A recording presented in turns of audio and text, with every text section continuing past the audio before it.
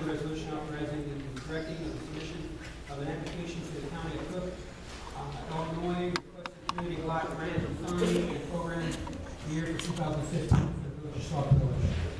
Which received their resolution in their packets or in their boxes. Anyone have any questions?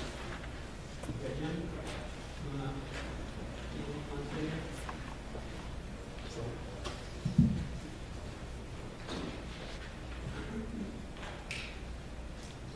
So this is an application for what will be next year's CDBG program, which is Clyde Avenue from 221st Street to 223rd Street, Peachtree Avenue from 223rd Street to Brookwood Drive, 216th Court from Merrill Avenue to Termination, 224th Street from Nichols Drive to Brookwood Drive, 224th Place from Nichols Drive to Brookwood Drive, and 226th Place from Nichols Drive to Spencer Avenue. Per typical, we're applying for $400,000. The county gives us all that. That would be sufficient to fund all those improvements. Typically, they give us half of that. So then, if that's the case, then we'll have to cut back the scope of it. But every year, we're required to pass a resolution in support of the application. Anyone have any questions, Jim? Yeah, Jim, this is the,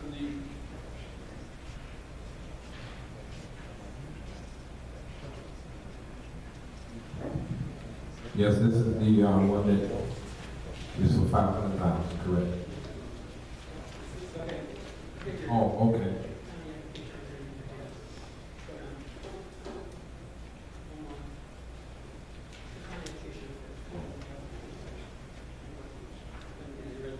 Okay.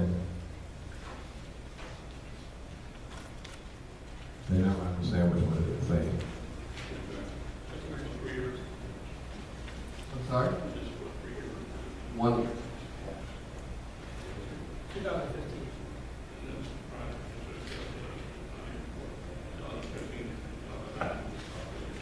Can you pass the mic down to Trustee Myers, please? Thank you.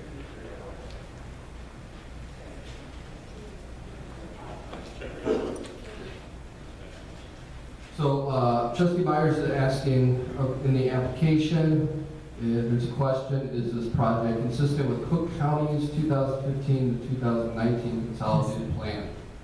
And the answer is that's Cook County's consolidated plan, not the village plan.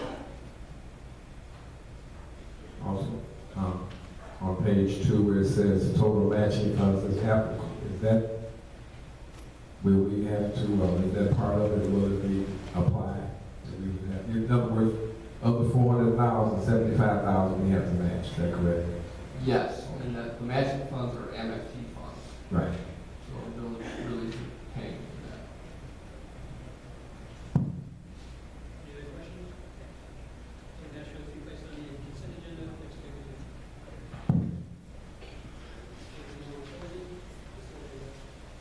Item 3.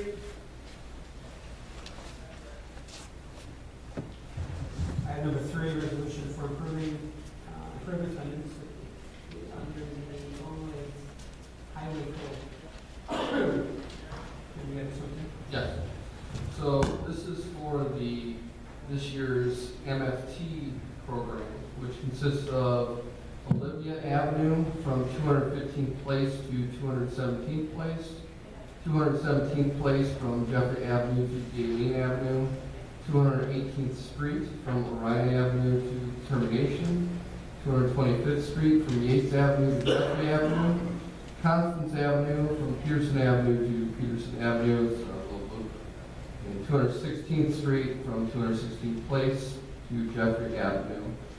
Resolution is in the amount of $500,000. That gives us some buffer. We estimate the project to be about $400,000. And again, this is all coming out of MFT funding that's available to the village. Questions? This is a separate $400,000 project. Right.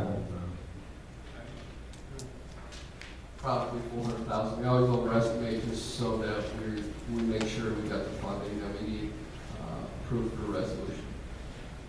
Any questions? Yeah, Jim, just so I got this right, is that both of these forms? There's two. There's two forms? Yes. That's both of them? Yes. Okay. The items in 3 and 4, if I remember right, under here. So that is three, okay, because it is 3 and 4 combined. I know. Yes.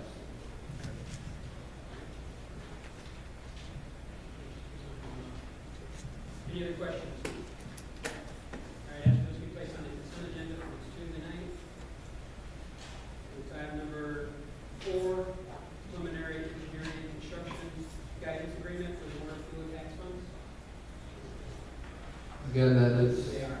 that's an agreement for engineering services in support of the design and construction engineering for the roadway improvements. Which we just discussed. Yes, all that's included. Any questions? All right, hearing none, I ask for the to be placed on the consent agenda for this Tuesday night. Thank you very much, Jim. Thank you. All right, move to item 5. Insurance renewal, the old group. So Valerie said first insurance.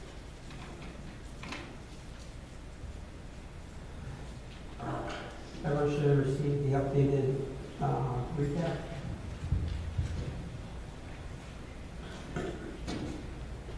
Turn it over to you. Just make sure you speak loud into the mic. Good evening, everyone. Perfect. We are here tonight to talk about the insurance renewal, and we're very pleased to tell you that for another year in a row, you've gotten a decrease. So I think that's the summation. What we wanted to talk about tonight is you have a revised packet, and actually, fortunately, we went through it again and saw that there were some more areas that you had some additional money that could be saved. So between the first time we sent the packet out and now, we did some more shading for you. Some of the highlights of the program this year are that you still have the same limit of coverage. We are still recommending that the village consider purchasing additional limits due to the litigious county that we live in. And you will be given the information within the packet to show you what the pricing would be if you were to ever consider that. But you do still have the same current limit that you had for the previous year.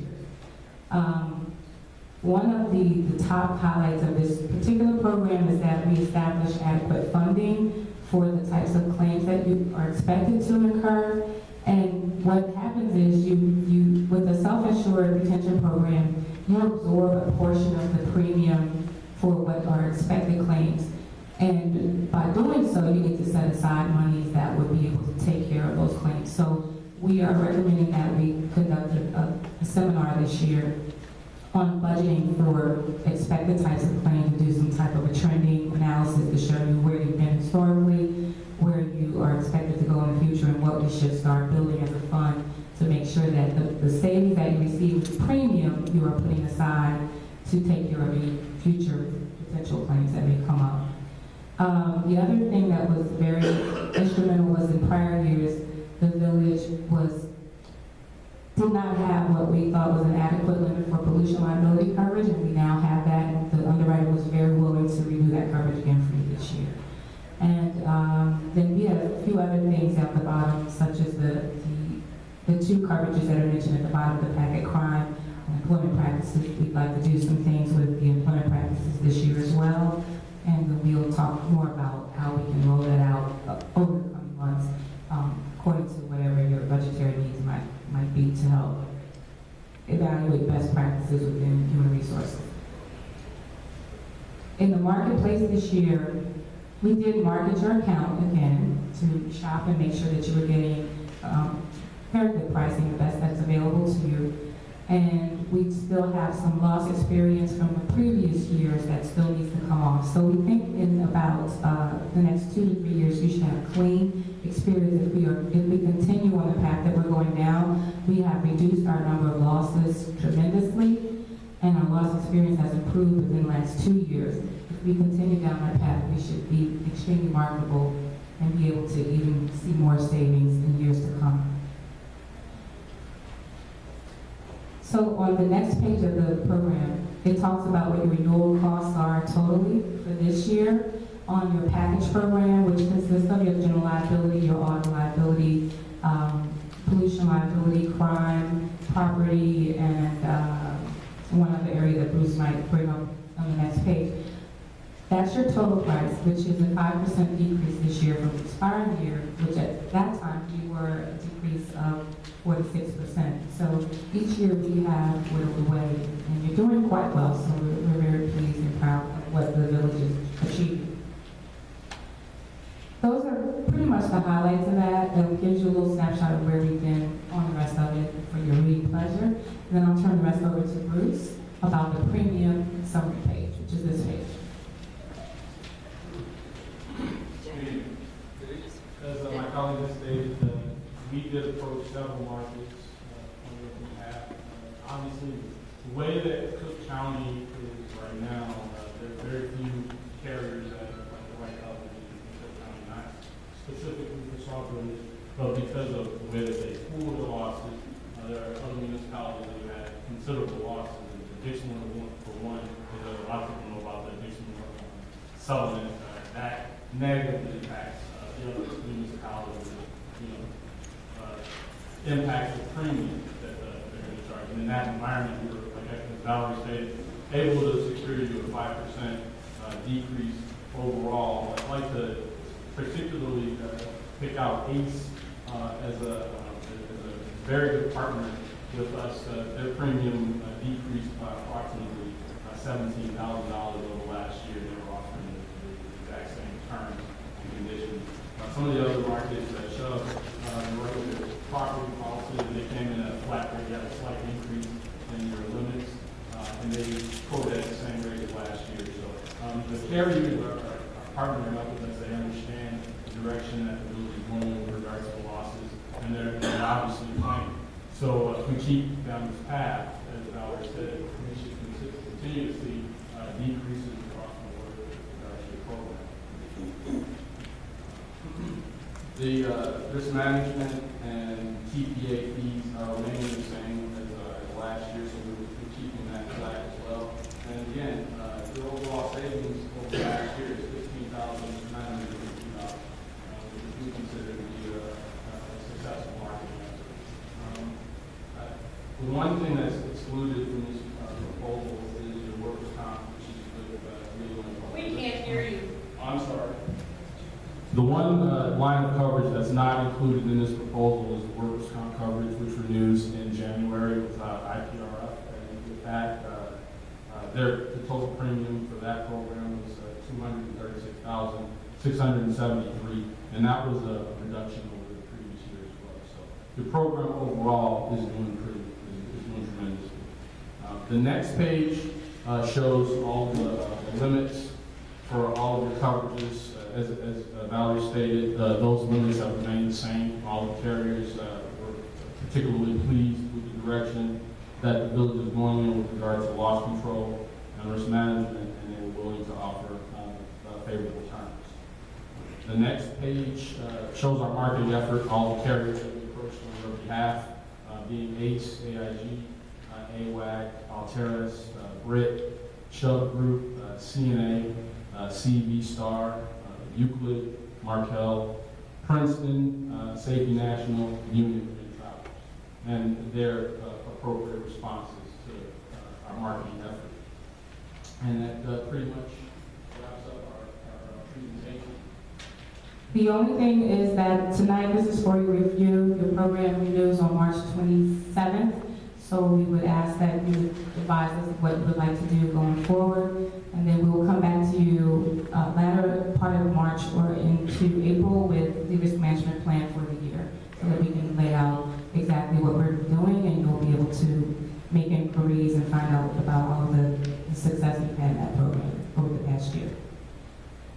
So when does this need to be approved? Before March 27th. All right. Anyone have any questions? Trustee Myers? On the front page,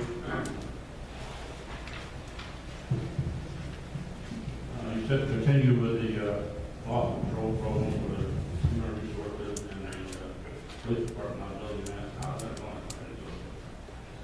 We are working on the loss control program from the safety standpoint for things like training programs for the other departments. We have not delved into the human resources aspect of it yet. There is some more that we would like to be doing to work on that. The police liability management was, the initial assessment was done by REM 2 years ago, and we are finding that the initiatives that they set forth are being implemented. We'll probably need to do a refresher on that this year, just to check up on what may still be open and we need to address. Yes, I just wanted to say, you guys did a great job due to the fact that we did have a few litigations, and you still came out saving money. I thought that was going to kind of throw a little monkey wrench into everything because of when you go out to try to negotiate with them financially, they're going to come back and look at the record and see how many hits we've had since our insurance. So I just wanted to say great job that you were able to still save us money, even though we had a lot of litigation in the past year and things like that. So I just want to say you guys did a great job. Thank you. Just so the board knows, and I think the majority of the board knows, Valerie has been instrumental in our safety committee, working with our department heads and working with those employees. The village group has worked on providing safety training for our village employees. Everything from, I can't quote them all, but I think what, I can't even think of it right now, but again, when it comes to OSHA training, we're providing our village employees that training. They were big, I think it was last year when it came to the benefits fair. They were very large in helping in getting our other benefit providers here so the village employees could ask questions and see if they had additional services and stuff that they may want to apply for. So they're very active in the community, and I know you're out here every month, probably a couple times a month. She's keeping us up to date on anything that's going on, potential litigation, things like that. So they are a great partner with the village software, which are not just looking for to be paid every month or once a quarter, and then we never see them again. So they are very active. Well, they do want to be paid, but they're doing a lot for what they're getting paid for. And then to come before the village board with a 5% decrease in premiums is a great achievement. So I think we do very much for all that we do. Thank you. Anyone else have any other questions? Okay, it looks like we don't. So anyone looks to have this on the agenda for approval on the 27th, is it? Is that Tuesday? Or before the 27th? Agenda for next week? I didn't have it on before the 27th. All right, thank you.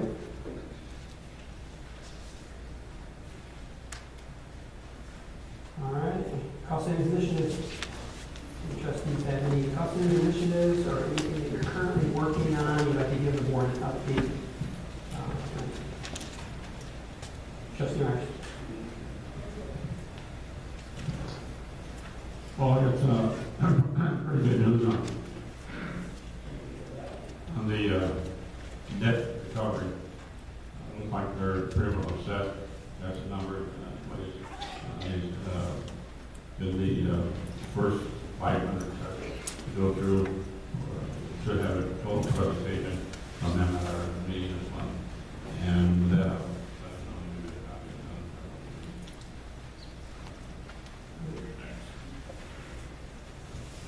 Trustee Myers? I'm sorry, Trustee Martin? Trustee Washington? Whoever.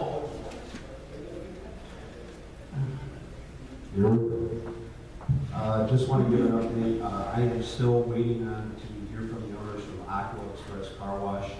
The manager, as I gave my last presentation, he gave me some figures, but I want to hold off because he said the owners might be able to do something better. I'm waiting to get all the information from last year, how many car washes that the police department have, and then basically I'll get the better numbers. Anyone else? All right. Nothing to move to item 7, public comment. All questions? questions and comments must be directed to the mayor.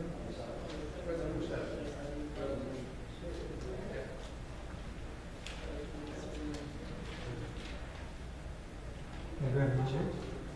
Oh, I did. I didn't print out the right one. All right, resolution urging the governor and general assembly to protect full funding of the local governmental distribution of funding revenues. I should remember this because I actually speak last time. Did you put the resolution in request? Everyone has their resolution very much. Since I don't have it in front of me, I'm well prepared, I tell you this here.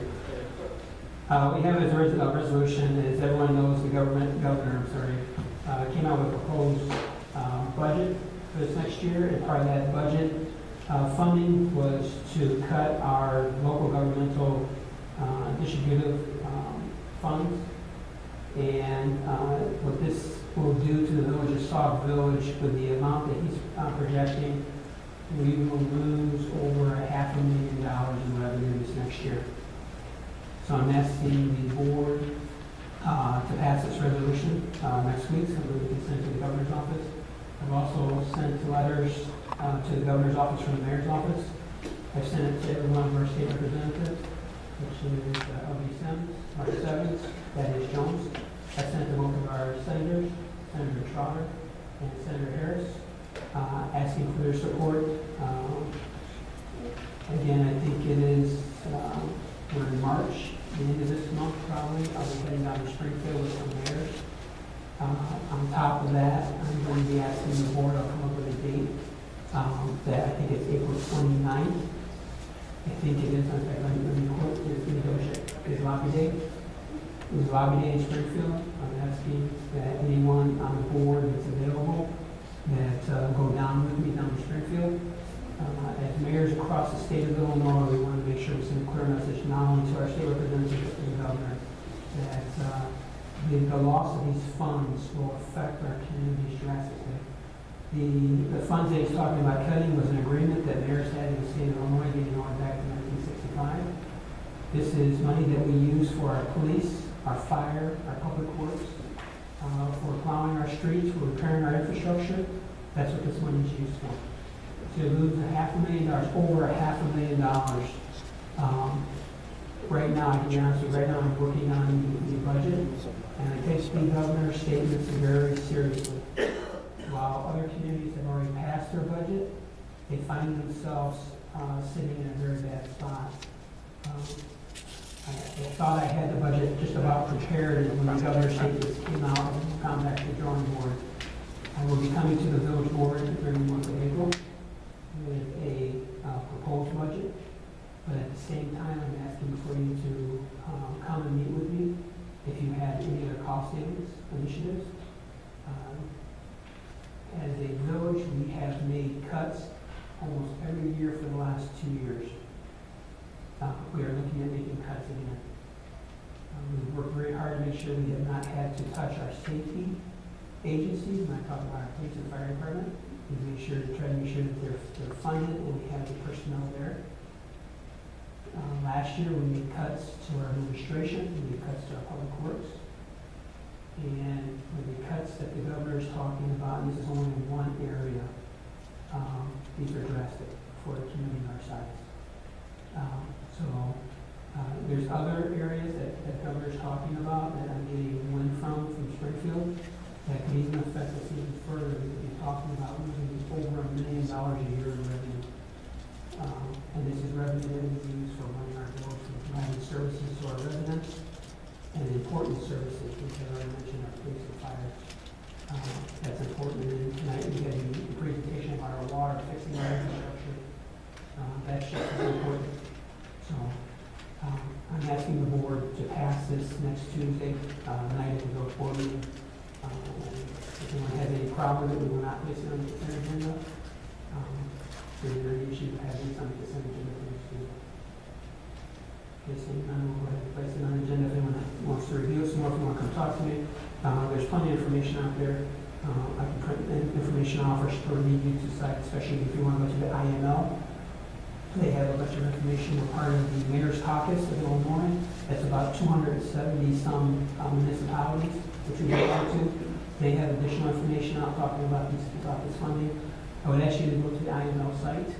There is a location for elected officials to fill out, and you send something directly electronically to the governor asking him not to do this. I would ask you to go to the IML site. If you have any questions where it's located, I can give you probably the link to go on there. It's pretty simple. They ask for your name, they ask for the town that you live in, and they ask for an email address. And they send that to you, and then they send you a letter letting you know how much money that you as a trustee or mayor will end up losing in your community. So, it's going to definitely affect us. It's going to share this budget. I think of all the years I've worked on budgets, this is probably the toughest one I've ever had to prepare to bring up to the village board.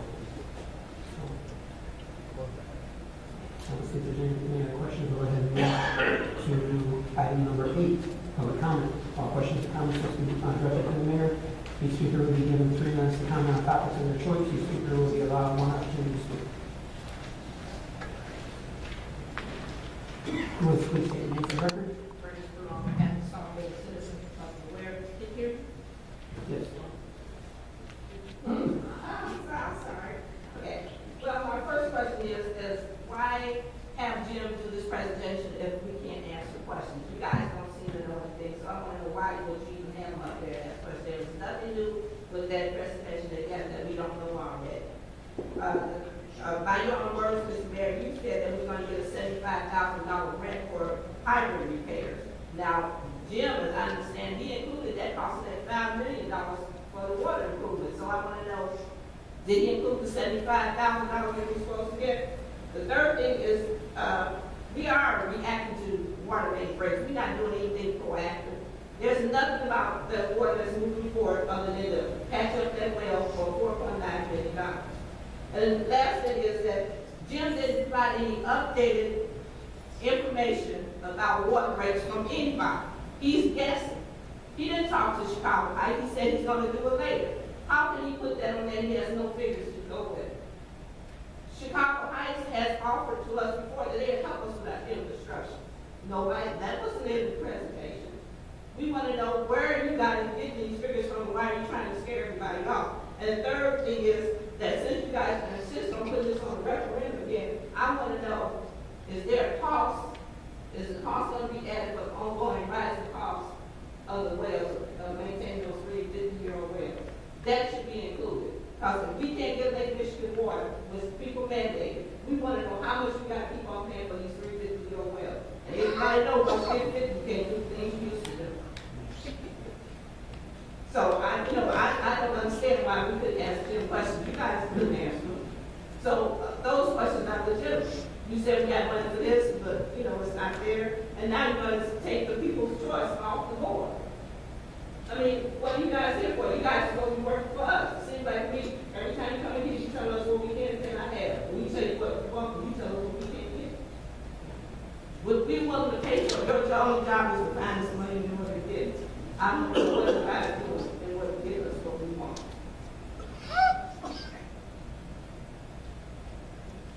All right. That's it. All right. Let's look at the presentation tonight. We had Jim come in and give a water presentation.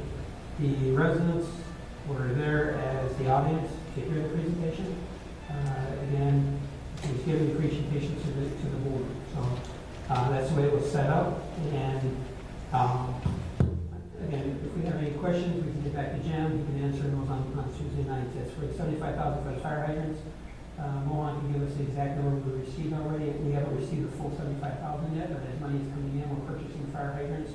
You asked if that $75,000 was part of this presentation. I would say probably not. And I'll tell you why. It's because our fire hydrants are just as old as our infrastructure, as most of the residents heard. Our infrastructure is 40 years plus. So those fire hydrants will continue to fail as we continue to move forward. Hopefully, once we repair and replace, those are out of the picture, but we're going to continue making further repairs and replacements. We have over 500 fire hydrants in Sauk Village. You talk about the water main breaks, and you're right, we do go after water main breaks, but there is work that's going on. We put the leak detection survey, and you look at some of the major leaks that were found during that survey, those have already been repaired. We didn't wait. We jumped on that immediately. When you look at the update information on water rates, we based Jim's presentation, not our presentation, but Jim's presentation was based off water rates that have already been provided by mostly Chicago Heights, South Chicago Heights, and coming out of Hammond. Those rates were already provided. And I think if you listen to Jim's presentation, he said we'll have to go back in and probably renegotiate those rates when it comes time, because you figure rates are probably only good for a certain amount of time. So we'll have to go back in and renegotiate those rates. You talk about what Sauk Village is doing. Sauk Village is constantly working. You mentioned Chicago Heights. I personally had meetings with the Chicago Heights Mayor, David Gonzalez. I personally had meetings with Aqua, who is running Chicago Heights water department. They wanted to come in and run our water department. We provided all the information. Aqua's recommendation was to continue working based off of Robinson Engineering's recommendations. They, at that time, especially at this time, they are not interested in coming over and taking Sauk Village's water. So we did have those meetings, and they get the information on that one. And you talk about maintaining the wells. Again, there's always, no matter what you have, there's always maintaining. So, if we get additional water, so we're maintaining our current infrastructure and maintaining our current infrastructure without additional water. So there's always work that's going to have to be done. There's always going to have to be probably repair here and there.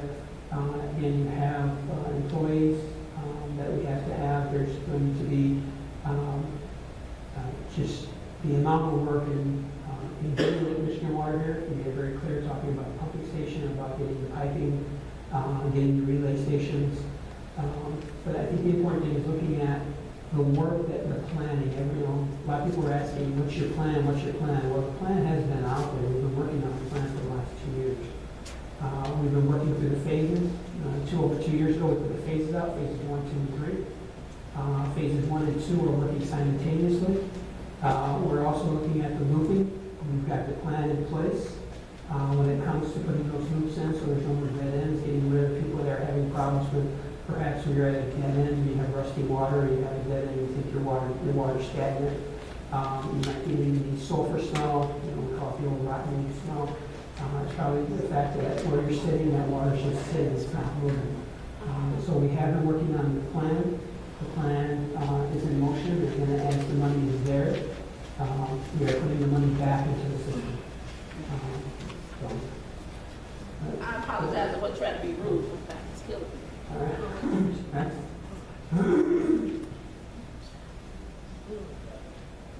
Thank you, Rose Langston. There have been a lot of rumors that there's not going to be a candidates forum. There is going to be a candidates forum this Saturday from 1 to 3. Flyers out there. And some of the residents were saying they wanted different questions asked. If they want different questions asked, then please submit them. You can either drop them off at the Village Hall, or there is a website. And that's from 1 to 3. Also, wanted to remind you that on Monday, 12:30, senior movie at the library, we're going to be looking at Frozen. And also, our 7th annual chili cook-off on Saturday, March 14th, from 12 to 3. I have flyers out there. And if anyone who has a terrific chili recipe would like to enter into it, there is monetary prize. So let us know. There's going to be lots of fun. I know it's a busy day that day. Thank you. Thank you. Next. Steve Shimkus, 45-year resident. On behalf of the Human Relations Commission, I'd like to announce that we've got a vacant seat on the commission. And anybody who's interested in serving on the commission, please forward a letter of intent to the mayor. And just give a detail on why you'd like to serve in the capacity of the Human Relations Commission. And we'd like to fill the spot within a month, so please get your letters in. Right.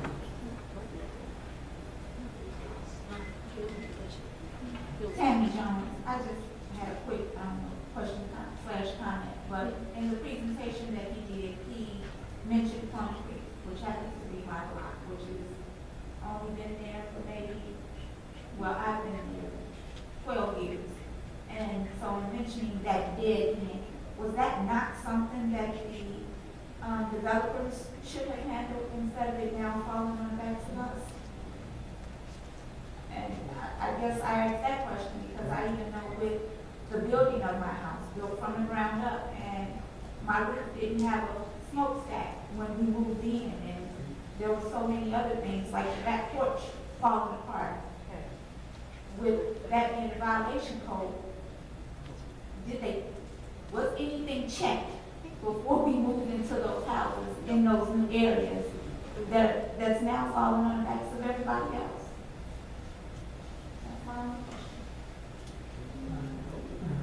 No, you bring up a good question. I think when you look at development, they come in and I think with anything, there's probably future development people are looking at. But they put their infrastructure in to the end of their property. And I think that's probably what happened. It looked like back there at Plum Creek. But if you look, it goes all the way back to the cul-de-sac, and that's where that ends. We're looking at adding a loop. Again, that's coming behind that cul-de-sac, going along Sauk Village property, and going up to our water. Public Works Department, thank you very much. So looking at coming up Public Works Department, that again, the majority of that loop will end coming through Sauk Village property. What we know, so thank you for the help. Yes. Judy, yes. I agree with Bernice that coming here to watch this presentation, and it is not a thing, it's a presentation, it just has Sauk Village water system update. Being unable to ask questions and then to ask them now so that Jim could explain it next Tuesday sounds sort of ridiculous. I mean, he was here. He could have answered our questions. And one of the questions that I had on that, nobody has given consideration or mentioned in all of this water thing, when you get phase 2 done and the infrastructure and everything has been worked on, everything's moving forward to phase 3. What about each homeowner? What about from the main to their house? We're not talking about a couple $100 to run that piping, which our infrastructure from the road to our houses is our cost factor, I am told. Well, what are we looking at here? We're talking about thousands of dollars per homeowner. You want it up? Plus, we're going to get hit with several $1,000s to get our infrastructure changed so that we can meet the requirements so the water coming into our house is sufficient. Nobody's ever talked about this. What happens here? What are you going to do with the people that can't pay? How are they going to manage?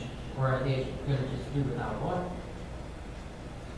Secondly, I had dinner with some friends, and 4 of the ladies brought their husbands along, and they are all police officers in different areas. And I was told that Sauk Village, again, is checking on different areas for dispatching. And again, I question that move for the safety of our village. The fact that we have $1 million only on what we have, plus the board approved updates on that equipment. What are we going to do with all that equipment and that $1 million we still own and we're going to have to continue to pay on and not use it, or if it's going to be used, how that's going to be handled. And I think it's important that the people that are sitting on the board right now take note, and before they decide to vote yes on something, that they check out all possibilities before making that move. I heard it. All right. Talking about phase 2, going to phase 3, I'm not sure I really understand the question. I guess that's something that we'll have to look into. Again, work for the village when it what you're talking about is the work from the point going up to your house. I don't know if there's any work that has to be completed, I didn't even ask on that one. When it comes to the dispatch center, at this time I don't have anything to say, I just want to except for we've got a very tough budget this year, and I think if there's any cost savings out there, it's to the best interest of this village board, looks at every single avenue when it comes to cost savings. So I understand that one. All right, anything else? All right, seeing nothing, to miscellaneous business. Thank you, Mayor. I do have a couple of concerns. I recently found out that you yourself put out an email to department heads and to the village clerk and one trustee, and I was just wondering why the rest of the trustees were not CC'd on that particular email. And also in the email it does state village administration, and I was just wondering why the rest of the trustees, I'll put it this way, I didn't get a copy of it, or didn't get CC'd on this particular email, and to me, that's not transparency. I'm just wondering why you decided to delete the trustees, and you included all of the department heads. Sure. I got a problem answering that. One, the trustee at Sauk was over a committee that I was discussing with him, where he know that. And I did send it to the department heads. And I'm going to be honest with you, I have no problem with what I said as the mayor, directing the department heads. And I would be honest with you, one thing that came up was I went to an event at the schools the other night for the Black History Month. We had fire department, we had BESDA, and we had police officers working overtime for that event. And as mayor, I was not informed. Again, we are facing a budget crunch. I've made it very clear to the department heads that they are not supposed to be spending funds, again, unless they come talk to me. And it's an event that I did not even know about until just hours before it happened. And I was kind of shocked when I got there to see the amount of personnel that we had at this event, and as mayor, I knew nothing about it. So again, as we look at this next budget, there will be other recommendations of this, and that will be presented to the board. Going forward, any events that require village personnel, whoever's hosting the event will have to pay for those personnel. Mohan is working on putting together a cost comparison. So if someone needs ESTA there, this is the amount that they're going to pay for ESTA. If they need police, this is the amount they'll have to pay for police. If they need a fire department, this is the amount they'll have to pay for the fire department. So again, I think I made it very clear in that email that I sent out. And the trustee that I included was Trustee Williams, because she was in charge of Sauk and the website. And I made it very clear that that was not support, and the administration is not promoting something, and that we're not going to have personnel there. Okay, Mayor, you said we. This board wasn't informed, but at least I wasn't informed. I mean, okay, I'm going to read this email, and you tell me, since you said I didn't read it, I did read it, but I'm going to read it out loud. It has been brought to my attention that Joe W., under the disguise of a non-profit organization, is hosting 2 debate forums, which will be held at 2 of our schools. This is not sponsored by the village administration, and additional special details, police, fire, etc., are not approved. In addition, no advertisement, emails, e-alerts, marquee, Facebook, Sauk Talk, water billing, flyers, etc. should be used to promote these events. If you have any questions, don't hesitate to ask me. Thank you, Mayor David Hanks. I have no problem with what you said. My problem is you said this without even talking to the rest of the board. Basically, you're saying that you're not going to have the services brought there, okay, fine, but it would have been, I thought, more appropriate if you let the board know that you were going to put this out here to get input. Why are we here as a board if you're going to put things out this way and not inform the board that you're doing this? I have no problem with your content. If you feel this way, you know, that's your feeling. But you're not the only person in this village that, you know, is run by the consent and the will of the trustees. I mean, for you to make this statement without at least letting us know, have some input, and then we say we're going to be open and transparent, I have a problem with that. I mean, number one, you have to realize that the department does report to the mayor, and as the mayor, I have the right to give direction to the department heads.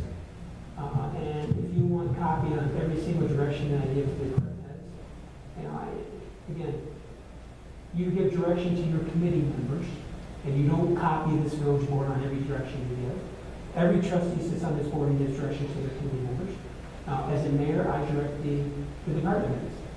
So again, the fact that the village has sanctioned debates and forums when it came through Neighborhood Watch, which is a Sauk Village committee, when it went through the senior committees, which is the sanctioned Sauk Village Senior Committee. I have no problem with that. You didn't have to see fire department personnel, you don't have to see asset here, you don't have to see anything like extra police protection or things like that.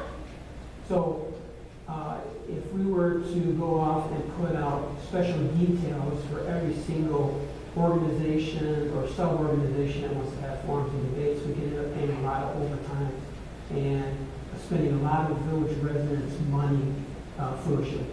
So, did this organization ask you or anyone in the administration for services?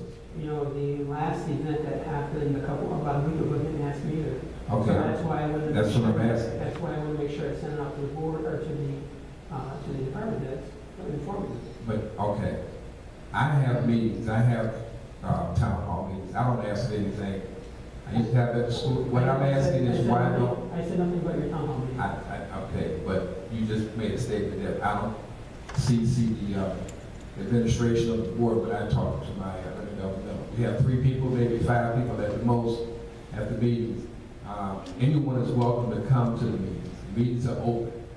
My asking is why we weren't, or I'm sorry, I was not informed that you put this email out, which does concern, and it does say the administration. I'm part of the administration. We can sit back and say we're not. You can sit back and say you weren't part of the last administration. You were. You were an elected official. You were part of the last administration. Be it that we didn't like what went on or whatever, you were still part of that administration because you actually sat as a trustee in that administration. All I'm asking is why you chose not to CC the rest of the trustees, and I would ask that from now on, something like this, when you put out to all the department heads, that we can get a copy. It's just a matter of CCing.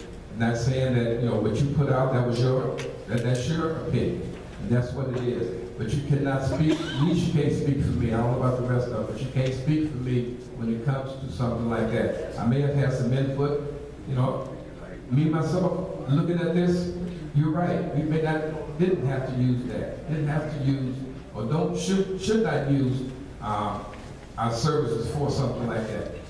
It's not about the letter content. It's about who you inform, being open and honest and transparent to let us know what it is, what directives that you give for something like that. And that's all I'm asking.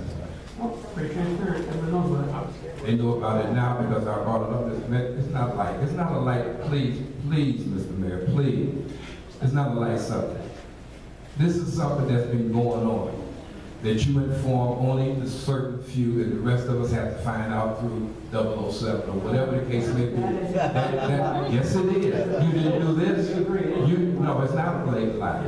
No, it's not. You didn't inform us. You didn't inform me. You didn't inform anyone on this one. This is something.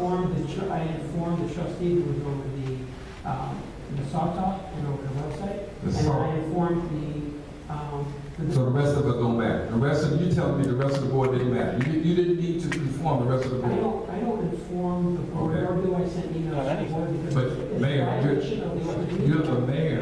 You're the mayor of the village. You're not the, this is not a dictatorship, Mayor. This is not a dictatorship, it's a democracy. Just like you said before, you made the statement earlier today, I chose not to do this. I chose not to do that. It's not about just you, it's about these residents that come out here to listen to what you have to say. Then you wonder why they don't want to come out, but when they come out and ask questions, you either tell them, I'll get back with you later, or right now is not the time to ask these questions. They take time out like the rest of us do out of our busy schedule to come out here and hear. They want to have some input. I'm a trustee, I got elected by the people I had, I don't have input because I'm not told. Trustee, you understand why you're upset? No, you don't. No, you do, because your campaign manager. No, it's not. The debate. I wish you, I appreciate that. But since you want to go there, Mr. Mayor, we can go there. First of all, you know nothing about me. As far as my campaign manager, yes, we did. Yes, we did run together. And at that time, no, it's not politics. It's something that you should understand. Do not make statements that you cannot not ready to back up. You don't know nothing about me as far as who does what for me. I'm sick and tired of you saying someone talking for me. I'm talking right now to you, myself, no one else. I'm asking you, please do not do this again. I've talked to you in your office, to yourself. I didn't have anybody in there. I never talked to you in your office? Now who's lying? I never talked to you in your office. I never came to you and asked you not to do certain things in public. I never did that. I never did that? I'm sorry, I'm waiting. Did I ever do that? You know I did. I can talk for I don't need anybody to talk for me. I'm very capable of saying what it is I have to say. You're taking this to another level, and you're talking about dividing the city. This is exactly what you're doing right now. Exactly. No, I'm tired of this. I'm tired of these innuendos. I'm tired of this. No, I'm not going to answer, or I'm not going to say this and that. I am the man. This is the way it is. That's not. I'm tired. It's not the way it is. These people out here, they want answers. They sit here, they ask you for answers. Don't just play this off air. I've talked to you about this. Don't say I haven't talked to you about it. And if you say that, yes, you are lying. Good Lord there. All right. Who's the Lewis now? I get less of that. There's nothing funny about that. Get back to business at hand. Y'all arguing, we sitting up here listening to y'all arguing. Order, please. Thank you. Right, getting back to business at hand. Baseball sign-ups will be next weekend. Friday, Saturday, they will be from, Friday, Saturday, and Monday from 5 to 7. And it will also be at the craft show.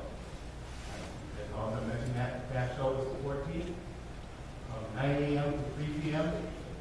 And we're going to have a good turnout of vendors. We need some people to come in and show that the village can come out for this and support these vendors. I've got over 20 vendors who are already signed up. And still growing. The Easter egg hunt will be on April 4th from noon to 2 at the community center. We'll have prizes, and obviously the Easter egg hunt, pony rides, and magic show, and hopefully some face painting. They have not confirmed yet, but I'm announcing this because we're thinking the world. There'll also be a photographer there to take pictures with the Easter Bunny. Hope you all can attend to that. Our next meeting for the Parks and Rec will be this Thursday at 6 o'clock over at the community center. The agenda is posted in the lobby or in the doors here in Village Hall. Normally I post it at the community center, but I chose to post it here because of the meeting going on over the community center, which is about 90% complete. So if you come to the meeting, you also see the nice new community center. And that's all I have to say. Trustee Crossing, does this weekend the baseball registration starts? This will be the last one, I'm sorry. Yeah, This will be the last one. This Saturday. We'll start Friday. Friday. Okay, Friday night, Monday night, and then all day during the last Thursday with the cash flow, which I have.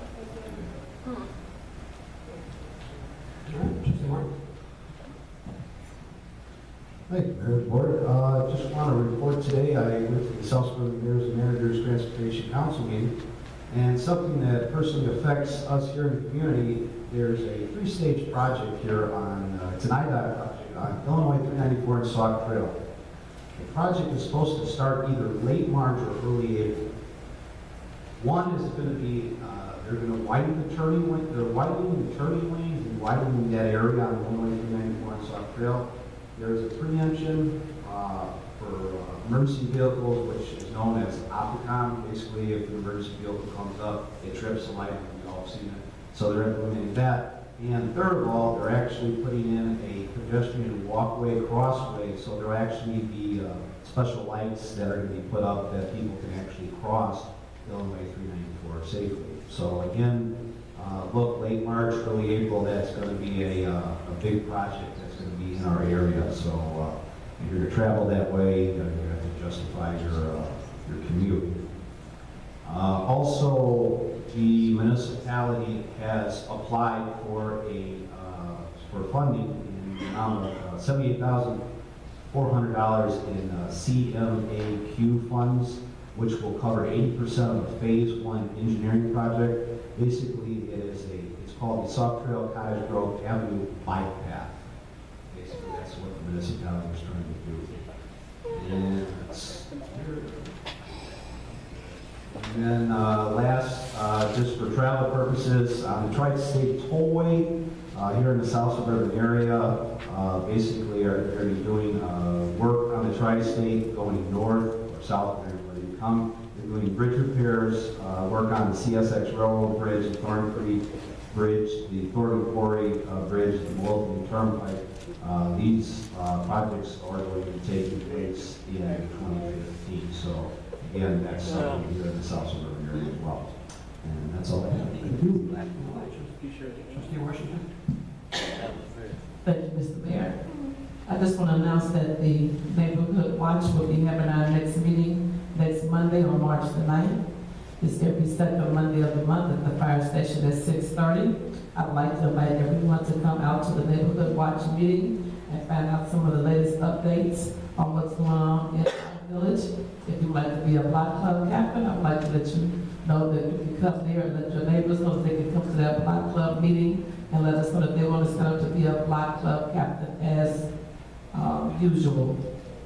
I also want to say that today I had an opportunity to stop by one of our local businesses and talk to the owners that I did not know was shutting down their business and leaving.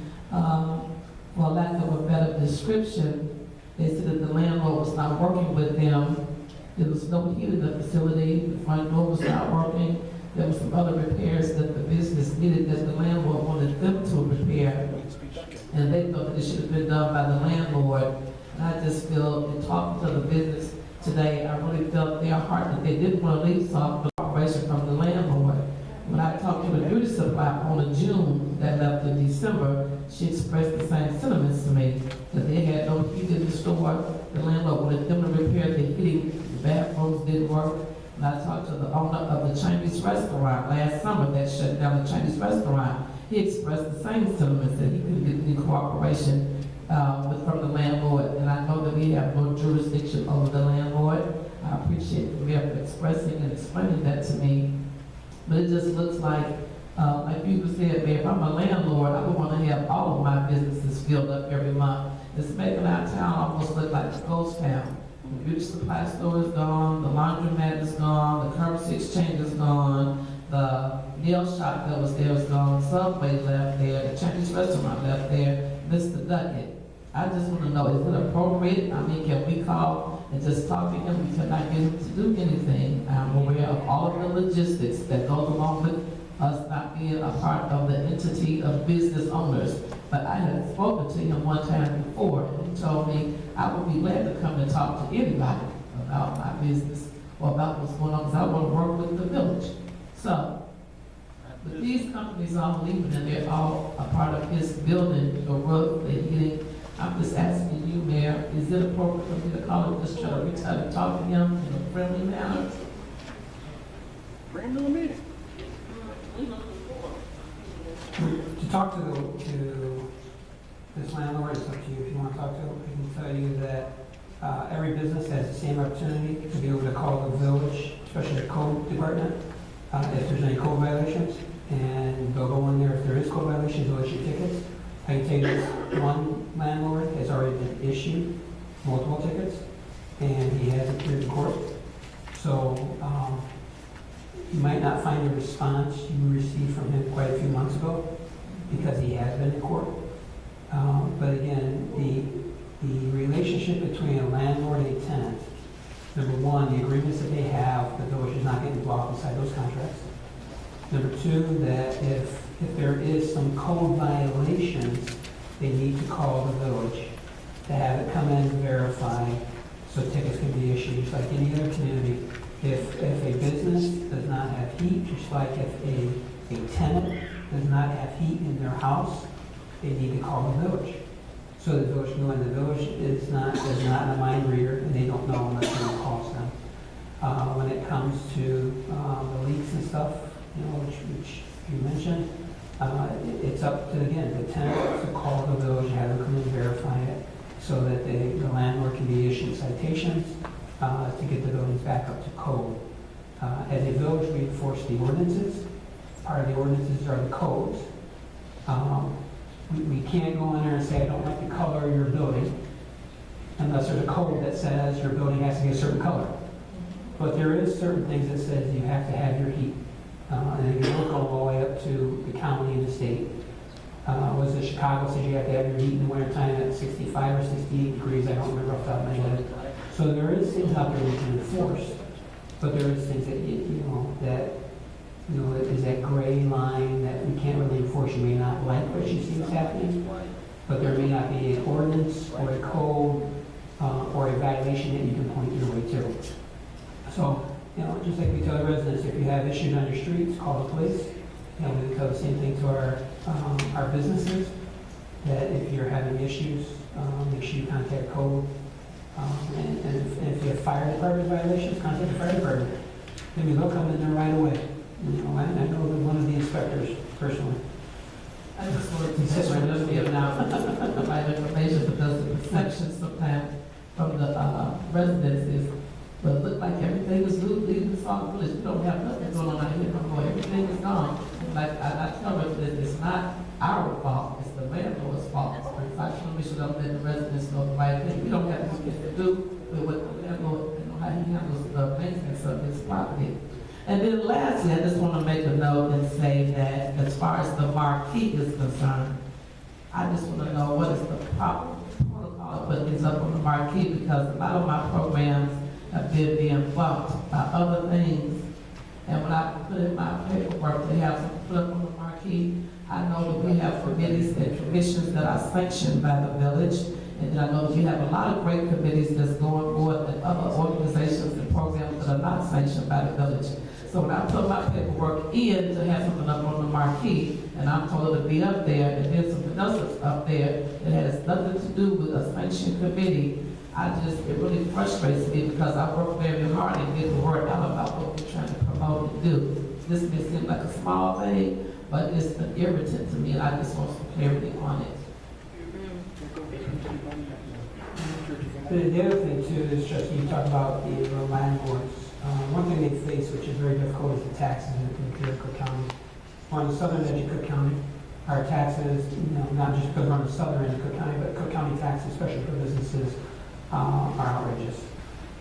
We find ourselves constantly competing with Indiana. We find ourselves competing with the South, which is Rural County, for businesses. That's why usually when a business comes to Sauk Village, they ask for a tax incentive. We give a resolution saying we're in favor of that, but that tax incentive does not come from the village of Sauk Village. It probably either comes from the state or comes from the county. Sauk Village passes a resolution, says that we're in favor of it. That's why when Advance Auto, for example, came to Sauk Village, they took those 5 vacant storefronts asking for a tax incentive so that they could lower the amount, again, making it more reasonable for a tenant to come and move in there. So you look at the TIF number, TIF number 3. We just passed the class 8 for the 700,000 square foot building. Why is that? It's because current rates based off Cook County taxes was like $2.90 per square foot to bring a tenant in there. By us giving them a tax incentive or a resolution in favor of a tax incentive, I should say, they're able to get those taxes down to about 95 cents per square foot, which it makes it more where a business wants to come to Sauk Village. So there's other businesses that are coming to us saying, I can't afford my taxes. The car wash, what they tell me over here is paying something like, it's over $50,000 a year in taxes for this car wash. We can go right down the line and look at the amount of taxes that a business pays, and it seems like in those very small areas, it's unbelievable. So you talk about the code violations, you talk about taxes. That's why we want to work with businesses. Before business leaves, we ask them, come talk to us, see if there's anything we can do for you. And we work, there's been lots of businesses. You look at WSI, they're very Sauk Village in Indiana. We were able to work with them. They turned around and bought the building behind them, and they are no longer leasing, and they're no longer a tenant in the building. They are now the owner of the building in Sauk Village, and they stayed, and they kept their employees here working. That's awesome. Advanced Auto, I heard that their roof is now leaking. And I just want to say, maybe that's what you was talking about, Trustee Burgess, before we had let Advanced Auto come in, when you said, Mr. Duckett come in and can we ask him some questions? I know that's basically what I'm basically saying tonight as well. Now that we have this new business in Advanced Auto, I would hate to see them leave because they'd get the same treatment from him as the landlord that the other stores got, and they have left. If Advanced Auto roof is now leaking, or if they're having a problem with their heat, like you said, something we can do about it. But before we give them another break coming in like that, I think we should think about it. We could have just a conscious talk with these landlords that own these properties to make them understand we need them to keep them up because we need the businesses in Sauk Village. Because it all depends on the agreement that the landlord has with the tenant. So, and we don't get involved in that as a village. That's between the tenant and the landlord. Trustee. Thank you, Mr. Mayor. Sorry we're going to take this long. Advanced Auto approached me and I actually went in and they're damaged. And according to Sherry, we have issued citation to him. He has came to court. He failed to pay the citation. I think it's time I'm law firm, so I'm going to ask the ground to tell him to take care of it. Now, the roof is in dire need of repair. Under life safety code 101, it said we can step in if we make him repair the roof.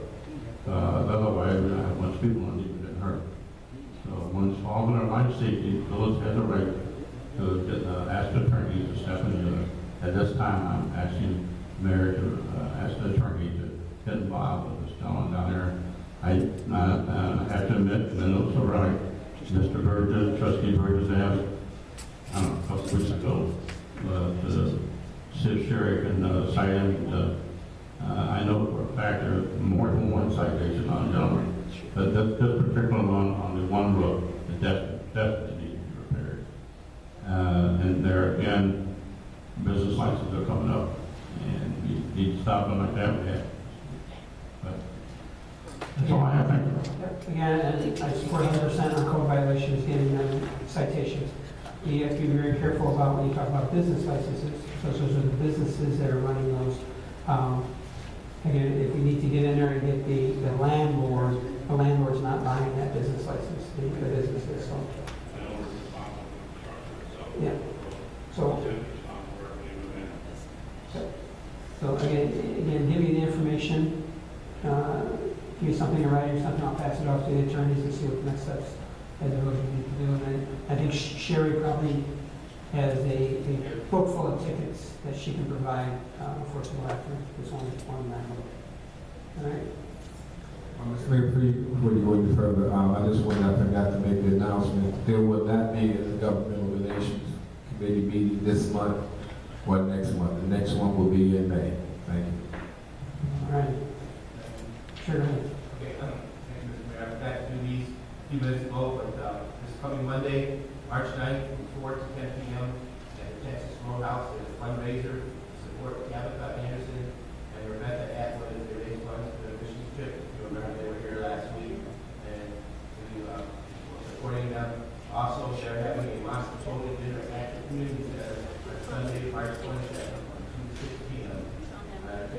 $5 per plate. Lots of clothing, salads, bread, drink, tickets will be available for free purchase or at the door. There will also be a bake sale and a sign-up auction. The Roadhouse thing is giving 10% of their sales from 4 p.m. to 10 p.m. to support these girls. I'd like to thank you for supporting these girls as possible. Thank you very much. All righty, just the last few things. Remember, we're taking letters from the Human Relations Commission. Larry? What's Get that? the word out for me. What's that? We're taking letters for the Human Regulations Commission. I'm expecting 2 checks for that. We're looking. Payday is Friday. Okay, I'm looking for letters. I know. I got your back. Larry's out there, so. But I don't know what color you want. All right. All right. Again, we're a little. Nasty. All right, hang on. Oh my God. All right. It's a little lax tonight, a little bit lax than it should be. So, you know, we're in an election year, so everything's getting very aggressive, and I think this should be a great election year coming up. So, we're going to continue hearing stuff, going back and forth, and we're trying to keep as much order as possible. Again, all I can say is best of luck to all those who are running. Getting out there, getting your supporters, you know what you got to do. But I would prefer that you get your supporters and get out there and vote rather than coming here and trying to cause a scene during the board meetings. Because here, we're doing business. What were you doing? We're bringing things back in order. So, but again, we've got talking about questions and answers, answering questions for the residents.